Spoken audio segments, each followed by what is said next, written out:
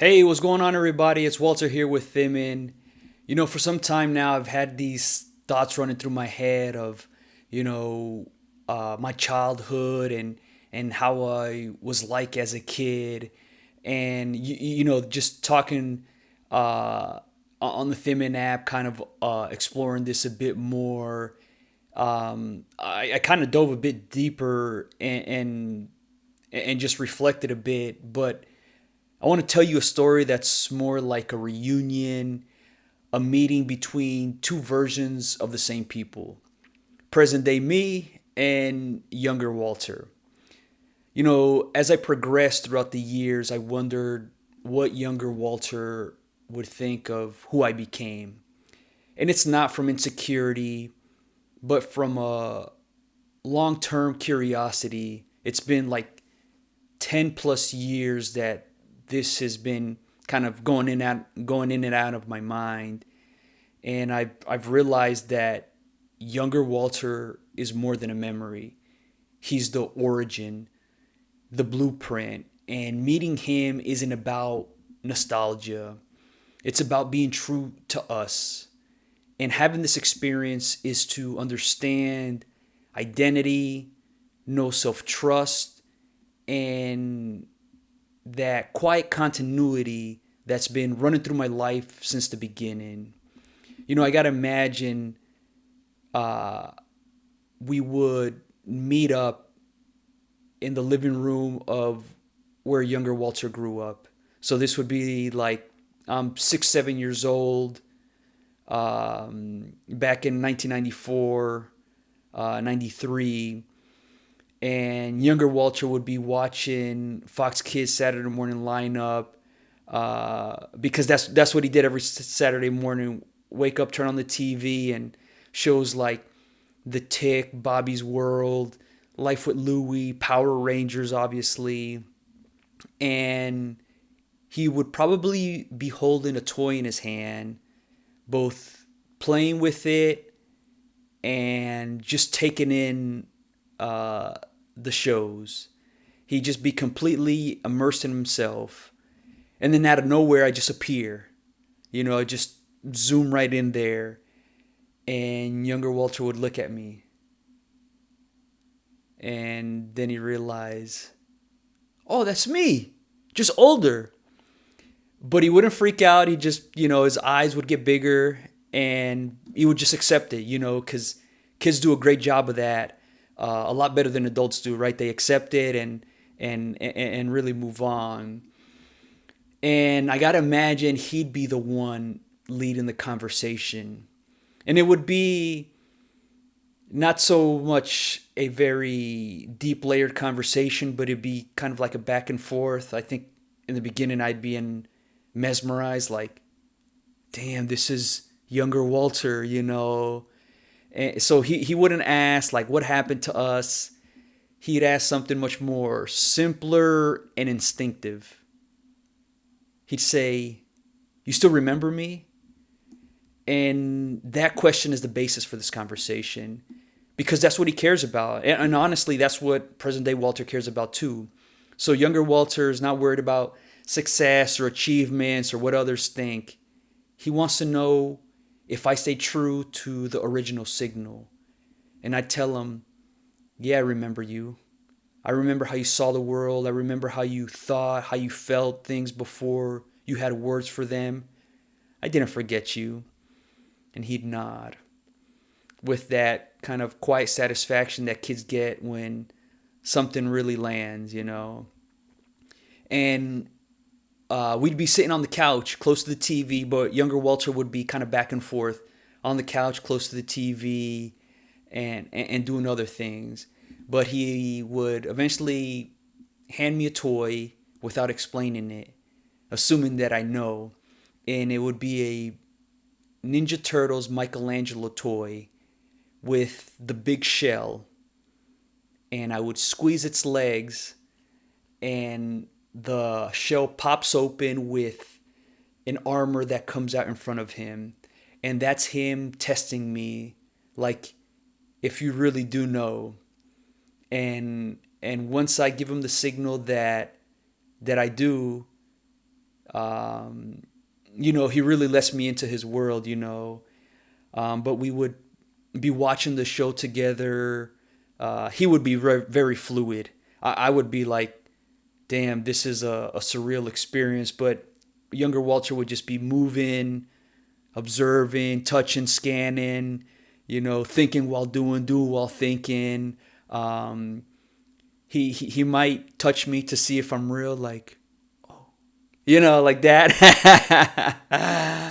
And then from there, you know, he, he invite me into what he's thinking, what he's experiencing. He'd say things like, "Watch this part," while the TV's playing, or he'd say, "Oh, I like this guy," I like the tick because of this, or um, I like Louis because of this, and and then he'd show me something with another toy, and he'd say, "I don't know why I do this, but I just do," And for him, he didn't need to know why he did something. It just felt right, He just knew it, and that's how kids operate, right? Based off instinct.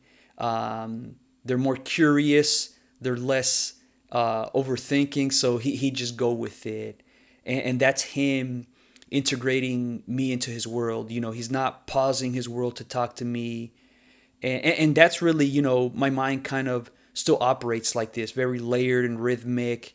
Um, so yeah, but in between scenes, I know he'd ask me questions, but not about the future, more about continuity. He'd ask me things like, "Do you still like Fox Kids? Do you still want to be a Ninja Turtle? Do you still make up stories in your head?" And he'd maybe ask me, "Do you still feel it?" Like, uh, felt it and just went with it.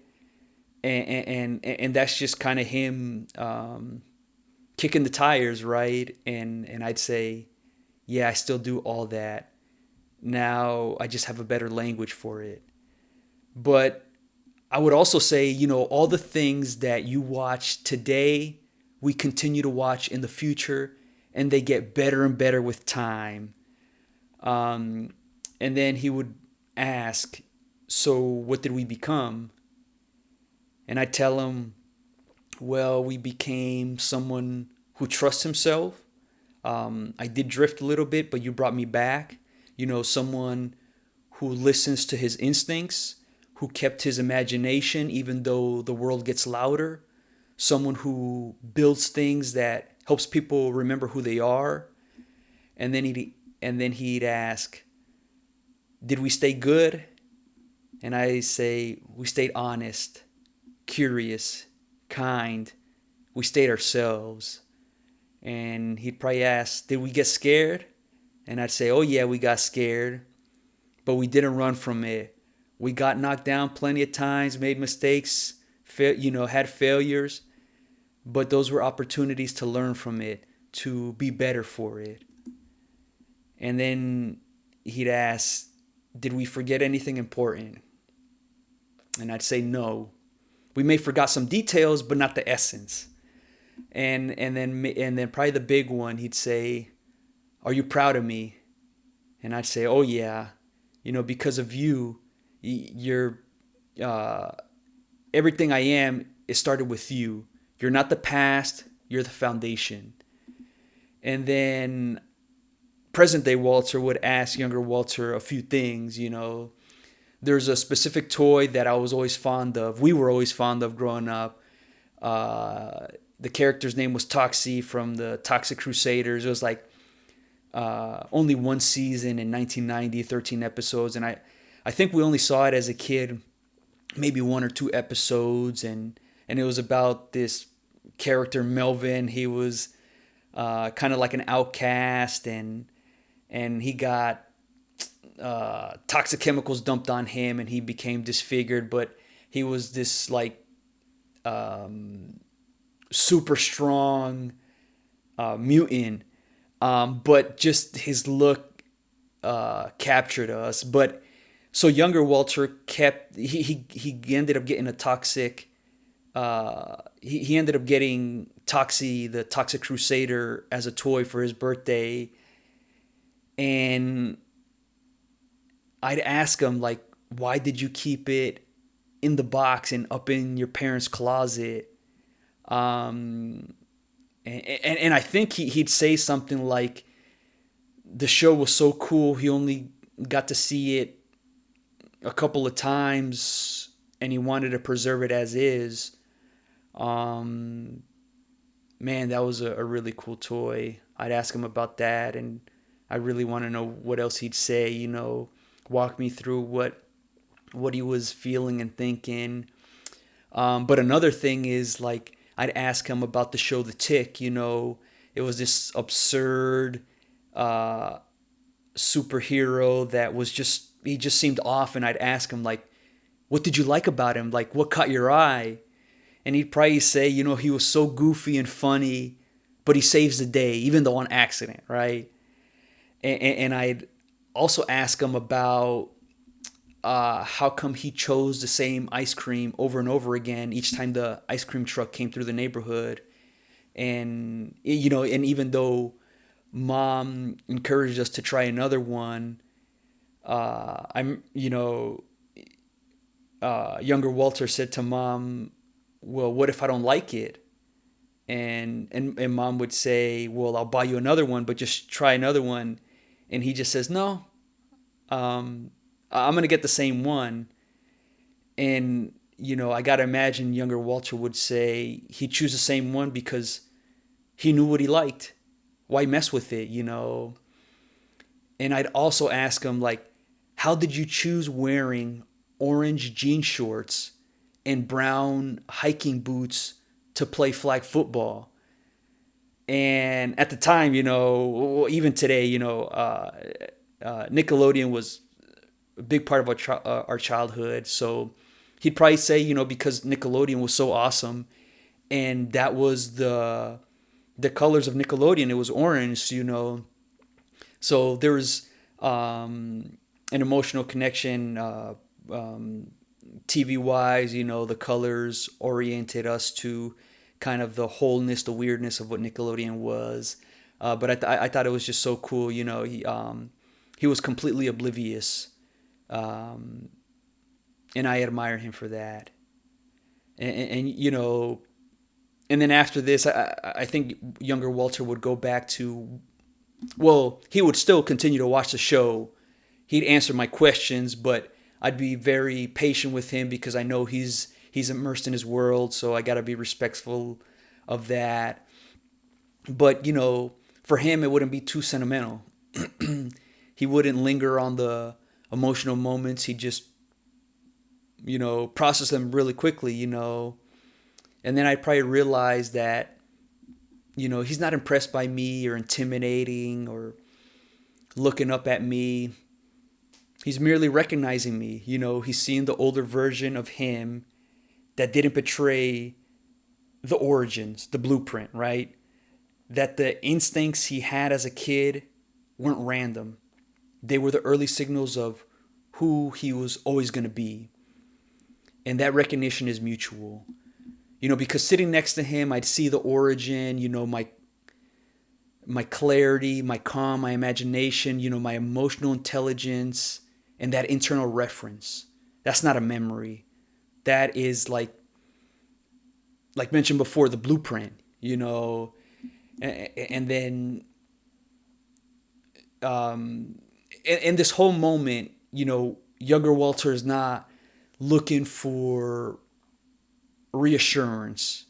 He's merely just letting me into his world, and by being a part of it, I have a better understanding of how I operated back then, and still to today, continuing that. And he's just reminding me that everything I've built, my rituals, my sense of authorship, the life that I created, it didn't come from adulthood. It came from him. He was a driving force. And meeting him isn't about healing, but it's about honoring. It's about recognizing that the most important parts of who we are don't develop over time. They reveal themselves. And it's up to us individually to continue to nurture that. So if present day Walter met younger Walter, it wouldn't be a dramatic conversation. We'd have a familiar one, like mentioned before, just asking a few questions here and there. And it's just a conversation between the origin and the expression. And the most powerful part of this is younger Walter wouldn't be surprised by who he became. He'd just be relieved that I remembered him. You know, I remember, when I started working and I wasn't doing what I really wanted, what I really enjoyed. I kept remembering, or the thoughts kept running through my head of like, I wonder what would Walter think. So by having this conversation, I'm staying true to myself, and this all is showing me that there's a younger Walter, there's going to be a future one, and that they're all connected. It's growth without self abandonment. How can I grow well if I'm misaligned? And that's why I meet younger Walter, so I can go into the future whole instead of in pieces. I don't need a future version of me to tell me that it's going to be okay, because, we're aligned, we're staying true to ourselves. So no matter what happens in the future, we're going to be all right. We're going to figure it out. I'm not trying to be someone, because I am what I felt. My growth is an integration where it's projected inward. There's nothing there's nothing to show. It's just continue to stay aligned, continue to trust yourself, believe in yourself, go with the instinct, with the feeling. I'm just staying aligned with who I've always been. So I don't want advice from my older self. I just want to thank my younger self. He's the one that had the instinct before language, trusted himself before permission. He saw the world clearly before conditioning. He didn't bend to normal because he was completely oblivious to it. And it shows in him wearing orange jean shorts and brown hiking boots to play flag football, or how he chose the same ice cream over and over again, even though he had the safety net that mom was going to buy another one if he didn't like it. Man, that I'm really in awe of how younger Walter carried himself. I just want to thank him. I'd feel honored to meet him. And I'd have like this strange sense of equality, like we're the same person, just at different levels of integration. It's origin and continuation. It's a reunion between the two versions of me who knew and the version of me who trusted what he knew. And here's the part of adult, or really, younger Walter is the part of me that adulthood tried to overwrite. And I did drift a little bit, but I survived. I came back. He already knew, and I didn't lose it. So younger Walter is my standard of truth. So when I check in with him, I'm checking in with the purest version of my internal compass. Not seeking approval, just seeking continuity, and that's all we need. So I'm pretty sure that we all experience these types of thoughts. We have nostalgia. We long for simpler times, what our childhood was, all those great things that we got to experience, and all that is great.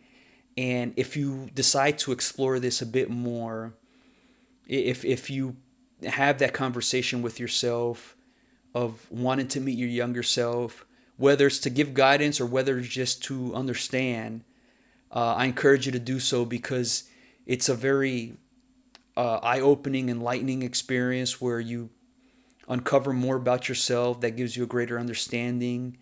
And a large part that helped me dig deeper into this was was Thimin, just talking with Aegis.